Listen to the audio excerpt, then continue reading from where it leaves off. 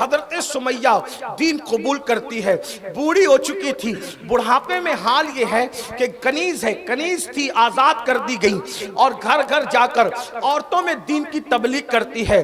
ابو جہل جیسے گنڈے کو پتا چلا، اس کی گنڈا گردی چلتی تھی، حضرت سمیہ کے پاس آیا اور سمیہ سے آ کر کہتا ہے، سمیہ میں نے سنا ہے کہ تو مرتد ہو گئی، تو بے دین ہو گئی۔ سیدہ سمیہ نے فرمایا، واللہ بے دین پہلے تھی، اب سمیہ دیندار ہو گئی ہے، اب سمیہ کو دین مل گیا ہے، محمد رسول اللہ کا دامن کیا ملا، مجھے دین مل گیا ہے۔ اللہ اکبر۔ حضرت سمیہ کبھی لوگوں کے سامنے بولتی نہیں تھی، کیونکہ غلاموں کی حیثیت جانوروں سے بھی بدتر تھی، غلاموں کا حال جانوروں سے بھی گرا ہوا تھا۔ لیکن آج جب حضرت سمیہ نے جرأت کے ساتھ کہا، بے دین پہلے تھی ابو جہل، اب میں دیندار ہو چکی ہوں، تو اس وقت لوگوں نے اندازہ کیا کہ ایمان کی طاقت کتنی بڑی ہے، کہ ایمان نے غلاموں کی زبان میں بھی بولنے کی طاقت عطا کر دی ہے، قوت عطا کر دی ہے۔ یاد رکھنا، عشق کی دولت کوئی چھوٹی موٹی نہیں ہوتی، عشق کو بے باک بناتا ہے، عشق کو نڈھر بناتا ہے، عشق کو طاقت اور قوت عطا کرتا ہے۔ اسی لیے لاہور کے قلندر نے جرمنی کی خاک چھان کر کے اپنی قوم کو پیغام دیا،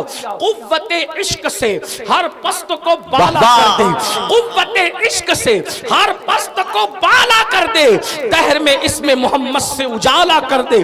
یاد رکھنا، کسی ہتھیار کی اتنی قوت نہیں ہے جتنی قوت عشق رسول کی ہے، محبت رسول کی ہے۔ اس لیے لوگ کروڑوں ہتھیار رکھ کر بھی ان نہتے عاشقوں سے لرزہ برندام ہے، جانتے ہیں کہ سارے ہتھیار قدموں میں جھک جاتے ہیں جب کوئی ایک عاشق کھڑا ہو جاتا ہے۔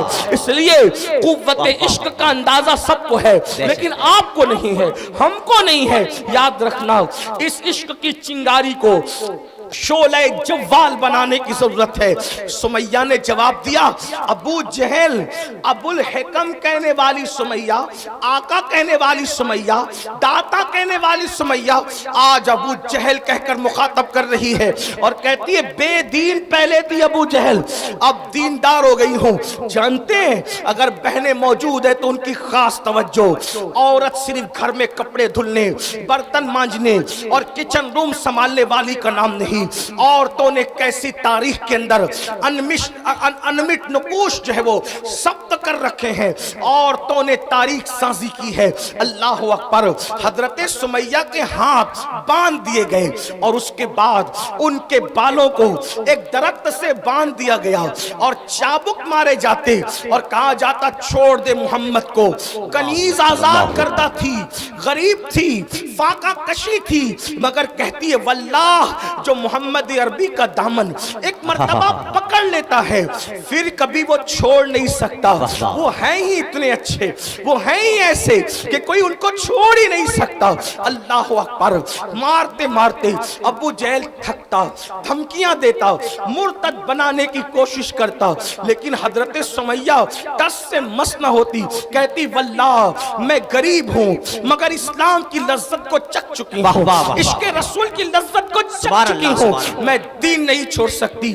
بڑی معذرت کے ساتھ ایک جملہ اگر کانوں پر بار نہ ہو تو عرض کروں، وہاں ابو جہل کے چابک حضرت سمیہ کو دین سے دور نہیں کر سکتے تھے، یہاں ہماری بیٹیوں کو افیئر کا لالچ دین سے دور کر دیتا ہے۔ قصور کس کا ہے؟ کس کا قصور ہے؟ وجہ کیونکہ وہاں رسول اللہ کی تربیت تھی، یہاں تربیت نہیں۔